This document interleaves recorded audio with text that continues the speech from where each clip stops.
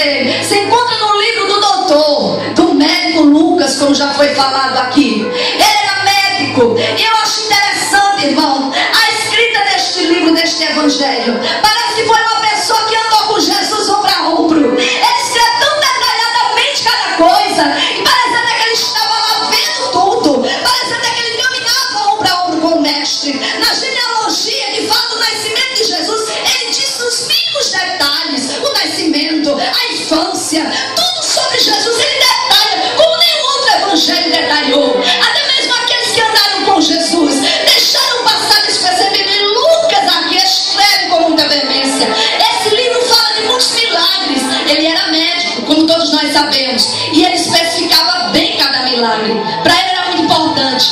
Se hoje para a medicina é difícil entender o trabalhar de Deus, o mover de Deus, muitas curas que acontecem, eu mesma já presenciei curas que aos olhos humanos parecem impossível. Eu mesma já fui acometido por uma leucemia e o Senhor me curou e eu estou aqui. Então eu sou testemunho vivo de que Deus é o mesmo e que Ele não muda e nem mudará.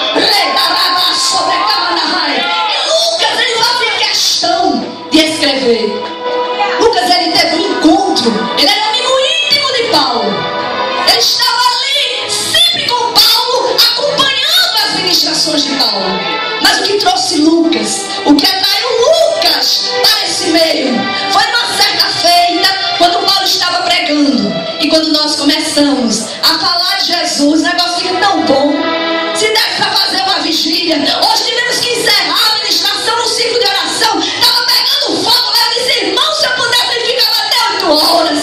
Mas nós temos que ter sabedoria, porque quando nós começamos a falar de Jesus, fica tão gostoso, é tão bom estar reunido com irmãos, é tão bom sentir o Espírito Santo passando. Eu sentada ali sentindo o cheirinho de mirra no ar, sentindo aquele cheirinho de mirra. Eu disse, Jesus, tu estás aqui, Senhor, tu estás passeando em nosso meio. É maravilhoso.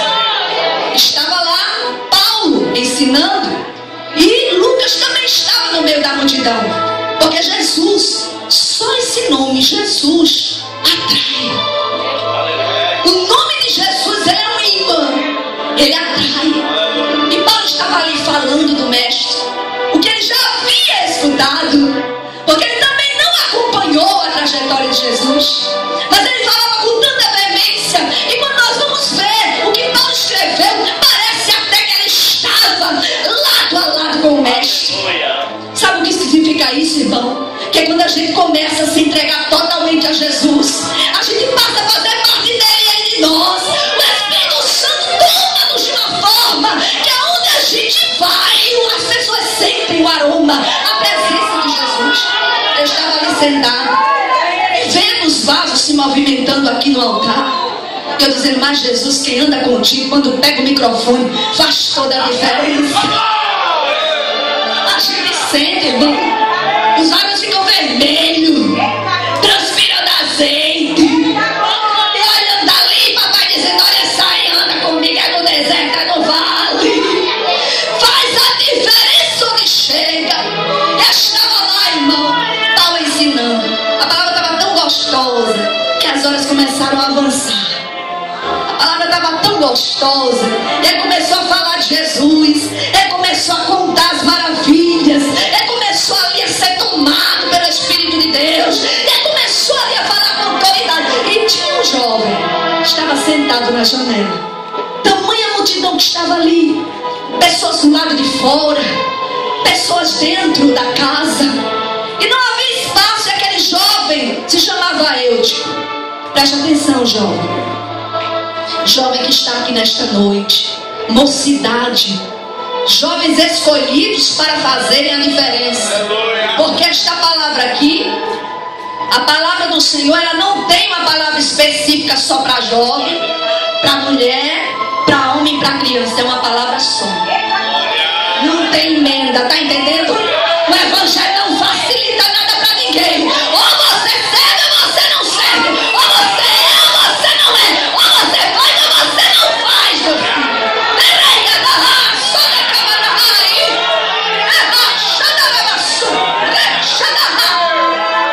E muitos estão facilitando. É discoteca gospel, é encontro gospel. Não, é porque tem que atrair o jovem. E a nossa juventude perecendo. Não conhece a palavra, não mergulha na palavra, não come Bíblia.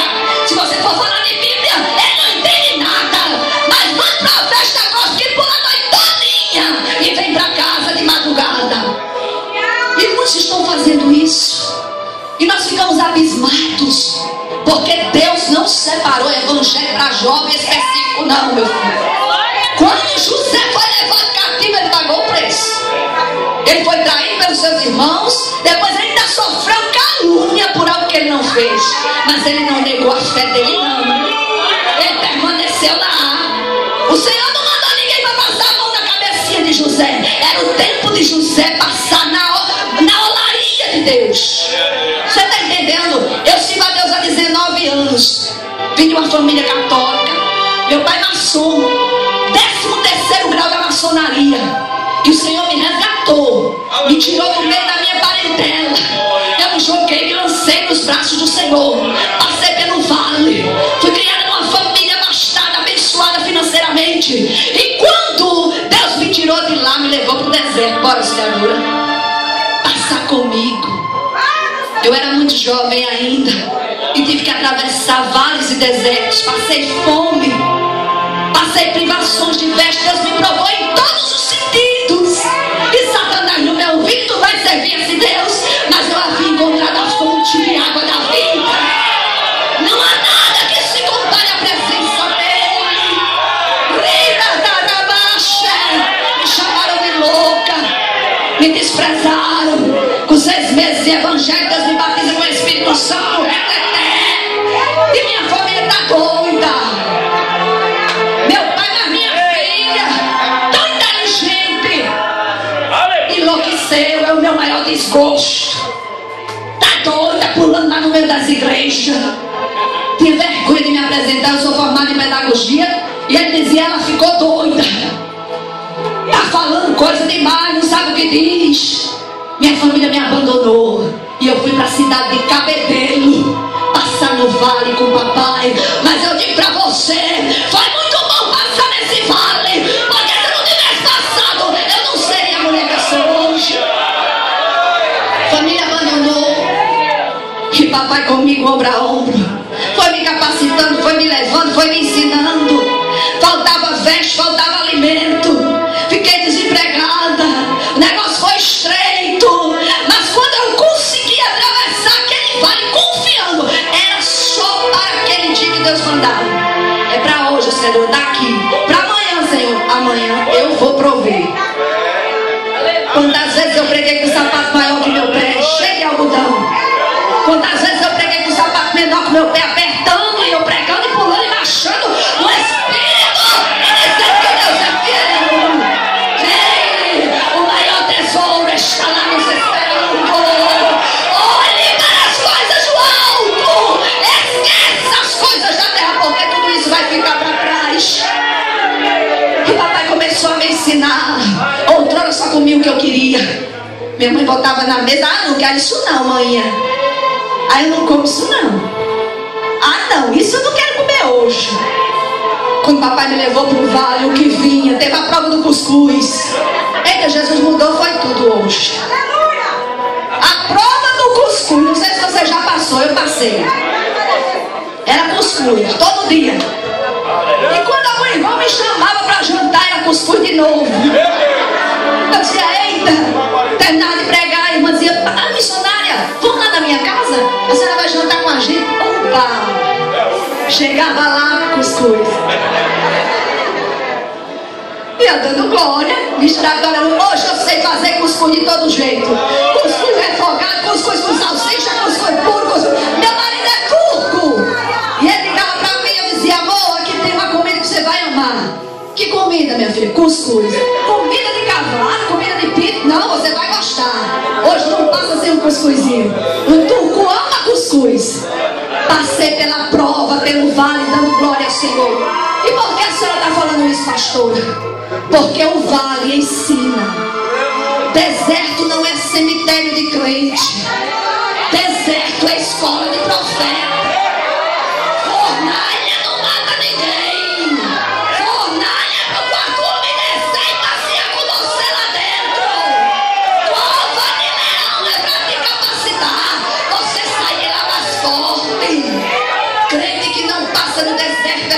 crente medroso. Tudo que acontece ele quer deixar Jesus. Você vê um crente querendo desistir por qualquer coisinha, não passou no deserto ainda. Agora se você vê uma mulher cheia de fogo, um homem cheio da unção, venha o que vier, ele não sai da posição. Passou no deserto. O que é que tu tens para apresentar a Deus se Ele te chama hoje? O que é que você tem preparado? Porque o dia do acerto de contas vai chegar. Voltando para a história de Lucas. Estava lá um jovem sentado na janela chamado Eutico. A mensagem lá acontecendo como está aqui.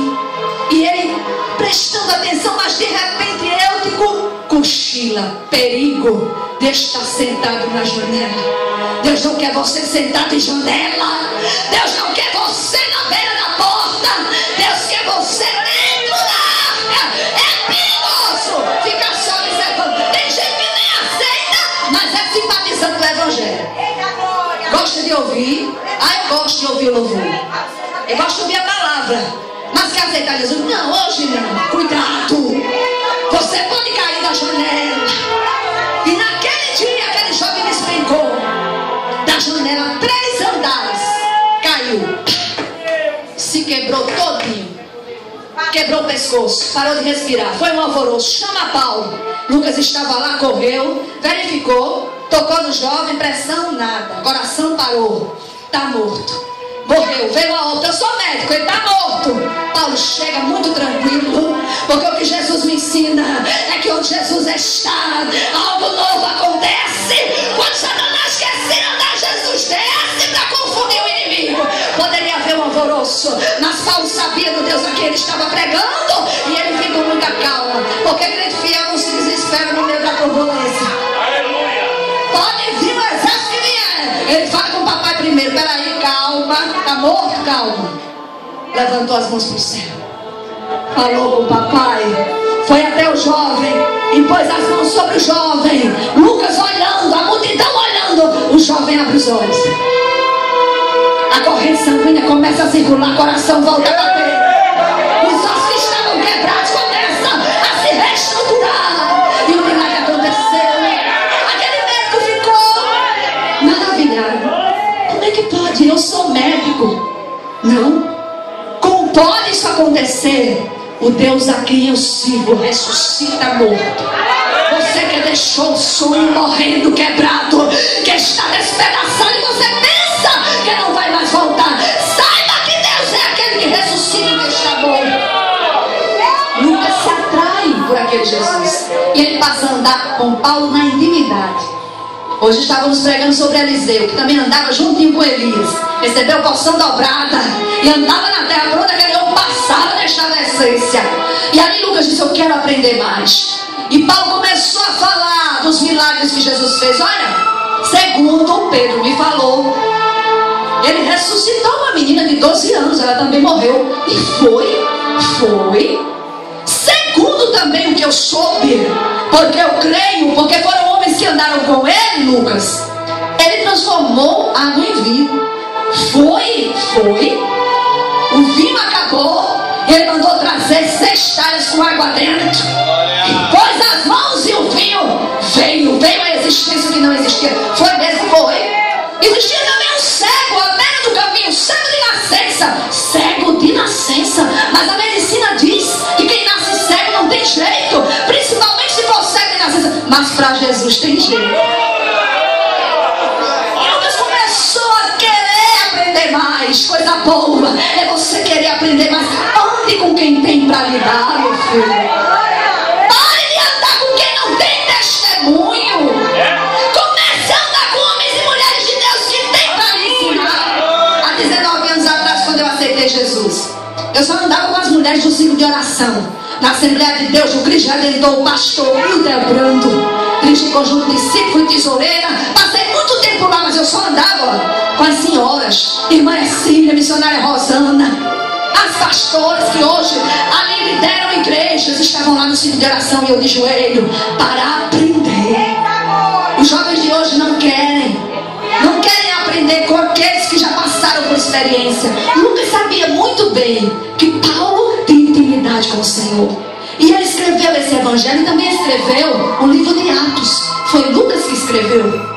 O livro de Atos e o evangelho, segundo escreveu Lucas, foi o médico Lucas que escreveu. Tamanha intimidade que ele tinha com o Senhor. E quando Jesus começou a trabalhar no vaso, o vaso ficou tão parecido com Jesus que parecia até que tinha andado com Jesus também. Não é lindo?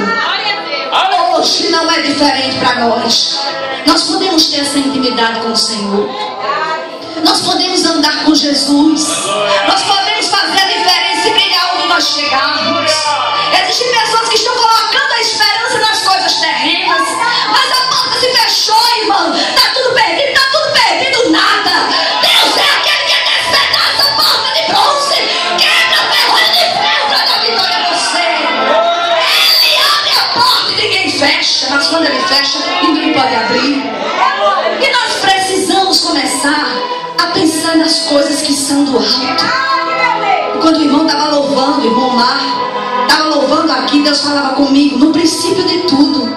Quando ele criou o homem, quando ele criou Adão do pó da terra, ele vai sobre Adão e sopra sopro de vida nas narinas de Adão.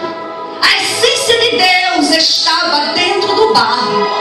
A essência de Deus passou a fazer parte do barro. E vai chegar o dia em que Deus vai pegar de volta a essência. Está entendendo? Vai chegar o dia. Muitas pessoas acham que vão passar nessa terra e não vão se confrontar com Deus. Estão enganados. A mocidade do louvor só existe 2 caminhos: céu e inferno. O brado do Espírito Santo nesta última hora é santidade ao Senhor. Precisamos fazer a diferença. Doa quem doer. Fale a verdade liberta. Boca, fale o que Deus me mandar. Chega de massagear ego do povo. É tempo de conserto para a igreja. Ou se conserta ou vai ficar. Não vai valer a pena permanecer aqui. E esse versículo o mestre Jesus está ensinando. Ele está conversando, ensinando através de uma parábola para todos aqueles que estavam ouvindo e dizendo: olha, eu vim para mostrar para aqueles que a sociedade desenganou que tem jeito. Eu vim para mostrar que Deus ainda quer intimidade com a sua criação. Eu vim para ensinar que temos que perdoar. Eu vim para dizer que você tem que amar o seu irmão. Porque se você não amar seu irmão e disser que ama Deus que não vê, e disser que não ama seu irmão que vê, você é um mentiroso. Mas eu vim aqui para dizer que vai chegar o dia do grande acerto de contas. E aqueles que estão confiando nas riquezas terrenas, aqueles que estão confiando nos seus próprios poderes, a nossa política está corrompida. Eu sou filha de político.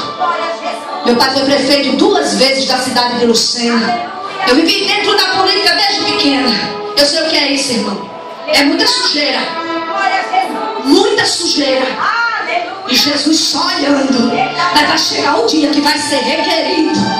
Tudo aquilo que se planta aqui se colhe. Tudo aquilo que se semeia aqui vai se colher. E Jesus ensina e ele diz: um homem era muito rico e ele estava confiando nas suas riquezas.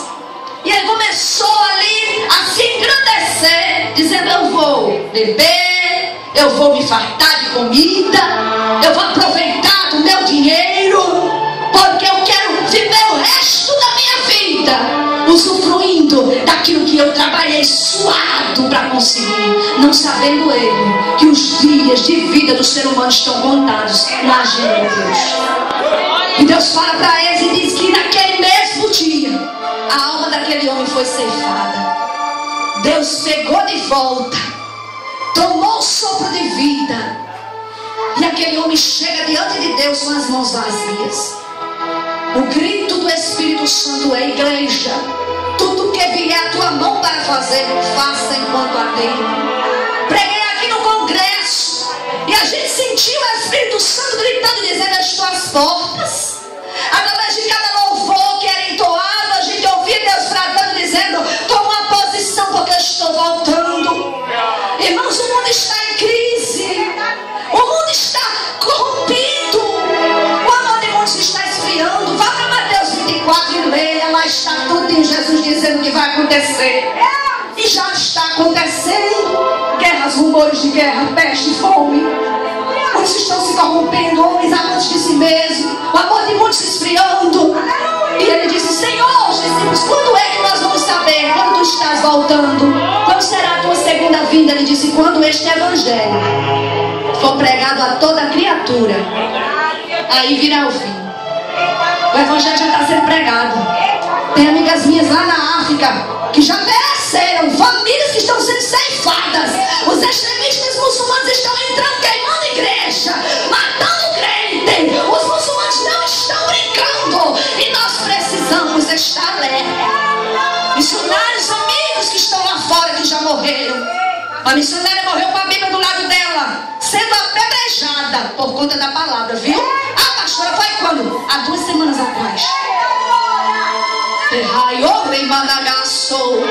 Lá no Níger, pastores estão com a roupa do corpo, com a sua família sem ter o que comer, porque as igrejas foram queimadas todas lá, as casas saqueadas, e eles estão pedindo oração à igreja brasileira e dizendo: eu não volto para o Brasil, a minha missão é aqui. Se eu tiver de morrer, eu morro aqui, mas eu morro feliz.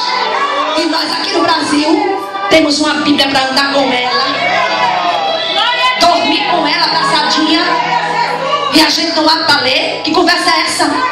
Não foi nenhum pastor que veio me ensinar, não. Era eu de madrugada. Jesus, me mostra, me ensina os olhos do meu entendimento. Eu quero conhecer mais da tua palavra. Isso é um manancial de vida.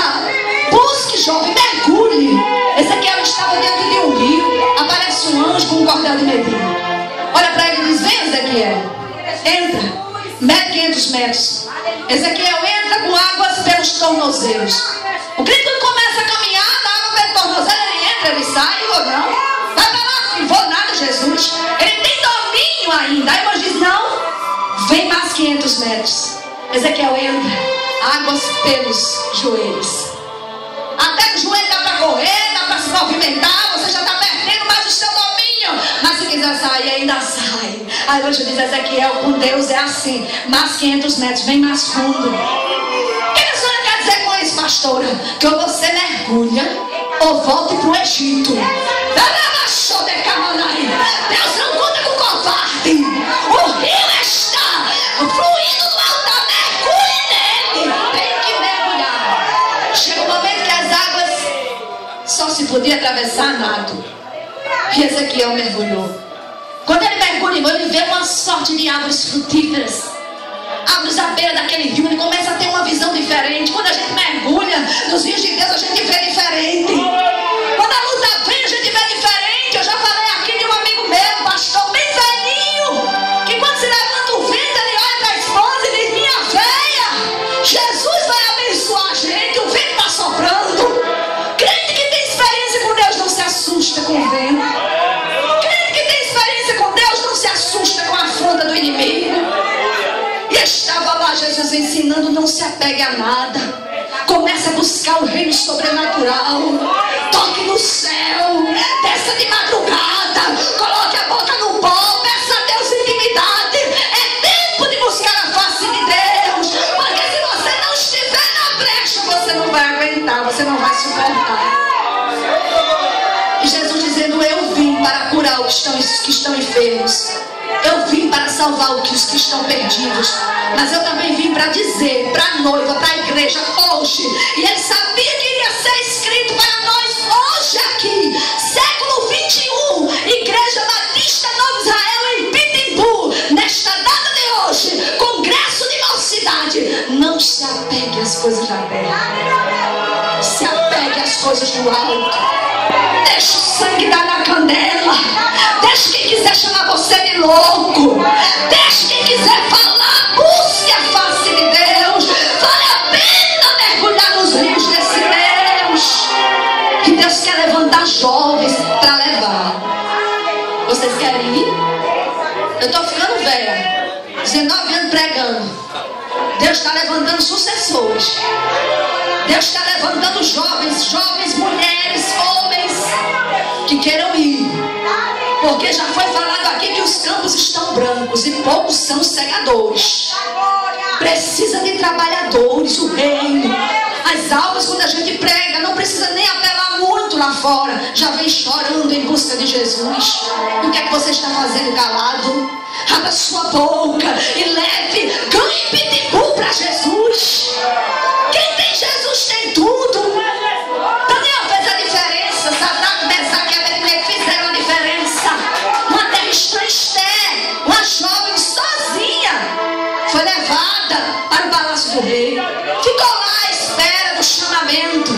E durante aquele tempo, as moças que eram levadas para substituir a rainha, porque Vasti se rebelou contra Deus. Eita, outro mistério.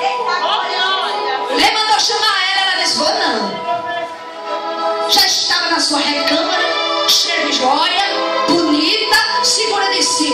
A igreja que está adornada demais. E quando o papai fala, não quer obedecer. Quando o papai chama, não quer vir. Sabe o que Deus vai fazer? Tirar a coroa de Vasti e colocar em cabeça de Esther. Eu não estou entendendo, pastor. Não vai entender agora. Deus está levantando uma igreja simples e humilde, mas que não teme ao inimigo. Aí quando há o chamamento, Esther vai diante do rei. Passou um ano se banhando com ervas aromáticas, 6 meses com ervas aromáticas, mais 6 meses com óleo de unguento. Tanto ela como as outras moças. Começa o chamamento. Vai a primeira moça. O rei Assuero olha, não vê graça nela. Essa não dá, manda para trás. Vai a segunda, ele olha, não vê graça nela. Mas quando Esther se apresenta com a essência do Espírito de Deus, já estava nela a presença de Deus. Eu costumo dizer que o que chamou a atenção do rei não foi a beleza dela. Era bonita? Era bonita demais. Mas a Bíblia diz que enganosa é a graça, em vão a formosura. Mas a mulher que teme ao Senhor, essa será louvada. E quando ela se apresenta, o rei olha para ela e se apaixona. E diz: essa que vai sentar no trono ao meu lado. A presença de Deus faz a mulher de Deus e o homem de Deus brilhar. E quando Jesus diz nessa parábola, dizendo: não se apegue ao que é do mundo, porque o que é do mundo vai ficar para trás. Quando a trombeta tocar, nós vamos subir e não vamos levar nada neste mundo. Então se preocupe em buscar as coisas de Deus. Ande com quem tem palavra de Deus para te dar. Não ande com pessoas negativas. Não ande com pessoas que te colocam para baixo. Pessoas que murmuram, que falam mal do irmão. Pessoas que gostam de fofocar. Não ande com esse tipo de gente. Ande com servos e servas de Deus que falam da palavra do Senhor com veemência. E você vai ver que você vai crescer e vai avançar. Se coloca de pé, porque eu não posso mais avançar. As horas já estão muito adiantadas. E esse foi o profeta Jesus. Não foi Lucas, não foi Paulo, não foi Pedro, não foi João. Foi Jesus ensinando para que hoje a mocidade escolhesse como tema. E eu quero parafrasear para fechar a palavra nesta noite. No livro de Apocalipse, capítulo 3, verso 11, que diz: eis que venho sem demora. Guarda o que tens. O que é que tu tens? Guarda, para que ninguém tome a tua coroa. Guarda o que tu tens. É tempo de buscar. Eu agradeço desde já a oportunidade. Gostaria de me estender mais. Aqui tem azeite para 2 da manhã. Se quiserem, fecha ali as portas e vai até o amanhecer. Mas a gente sabe que tem pessoas que vieram de longe, inclusive eu. E precisamos fazer a vontade do Senhor. E eu creio que o Senhor já falou tudo o que tinha para falar, meu filho. Agora é com você. Aleluia! Deus já deu toda a receita. Agora é com você. Quando Jesus fala aqui nessa parábola que aquele homem era muito rico, Jesus não está só especificando coisas que se relacionem a dinheiro. Às vezes a gente coloca à frente de Deus, acima de Deus, outras coisas. Pode ser um marido, um filho, um namorado. Pode ser um emprego. Algo que você colocou acima de Deus e você não está conseguindo ver o horizonte que Deus traçou para você. Mas nesta noite tem colinho do céu aqui. E você vai sair daqui vendo mais. Você vai sair daqui observando melhor as coisas. juventude de Deus, nesta noite, Deus está capacitando a cada um. Que o Espírito de Deus nos ensine ainda mais. Que até dormindo durante a madrugada, Deus se revele para ti. Porque o Evangelho está sendo pregado. Olha, pregar aqui é maravilhoso, irmão. Chegar aqui só para crente, oh, é muito bom. Pregar, os crentes dão glória, aleluia. Agora a gente que está acostumado a pregar lá fora, o negócio é estreito, viu? A gente vai, mas não sabe se volta. Deixa a família em casa, deixa os filhos, não sabe se volta. Mas o Senhor me chamou e eu já estou mergulhando nesse rio, não posso mais voltar. Pode até ser que algum dia eu vá e não volte, mas vou morrer feliz porque eu vou estar dando glória com o meu Jesus. Mas vou chegar lá com as minhas mãos cheias, eu sei. Eu quero me apresentar diante de Deus com as minhas mãos cheias. E quando a leucemia me pegou, o meu medo era esse. Senhor, eu prego. E como é que vai ser, Senhor? Será que eu estou fazendo a tua vontade? Será que eu fiz tudo certinho? Se o Senhor me chamar, como vai ser o meu encontro? Ei, é terrível, viu? É só você e Jesus, Jesus e você. Já pensou? Diante do trono, né? E todas as tuas obras lá. Não vai ter ninguém que vai dizer, não, Senhor. Ele não foi pro culto naquele dia porque ele estava gripado. Eu estou muito gripada hoje. Passei a semana toda com febre, garganta doendo. Já peguei de tarde, estou pregando aqui. Mas eu vou levando a minha bênção. Porque o dono da festa está aqui. Satanás que se exploda. Eu não quero nem saber. Eu vou dizer que ele é grande. Porque eu poderia não estar mais aqui. Poderia ter se fodida da terra em 2013. Mas ele me deu mais uma chance. Então, enquanto fôlego de vida eu tiver, eu vou dizer que ele é Deus. E o meu medo era esse. Meu Deus, eu vou dormir. Não tinha chance para mim, irmão. Só um transplante de medula. Nem aqui no Brasil era possível. Doador compatível não tinha. Radioterapia, quimioterapia não resolvia. Dores fortíssimas, o sangue virando água. Fraca, magra, sem vida, pálida. E aí o doutor Jesus chegou. Fez um transplante em cima do altar. Após uma ministração, ele me anestesiou através de uma profetisa que veio marchando na minha direção. E fez um transplante de medula e eu estou aqui. Para honra e glória do meu Deus, porque aproveita mais uma chance. O Jesus que curou Eutico, que trouxe vida a Eutico. O Jesus que transformou Lucas, ao ponto de ele escrever um evangelho tão detalhado, tão claro para nós. O Jesus que fez milagres no passado está aqui. Ele faz nos tempos atuais. Leve nesta noite a essência do Espírito Santo para casa. E não deixe nada deter você. Desde já eu quero agradecer a oportunidade ao pastor Eliabe pela confiança, meu pastor. Porque isso aqui não é brincadeira, não. Subir aqui para pregar a palavra, tudo que eu falo aqui é anotado lá. Se eu falar uma vírgula que Deus me mandar, vai ser cobrado de mim. Quando nós subimos aqui, temos que estar ligados tanto com o céu e também controlando para que a emoção não tome conta.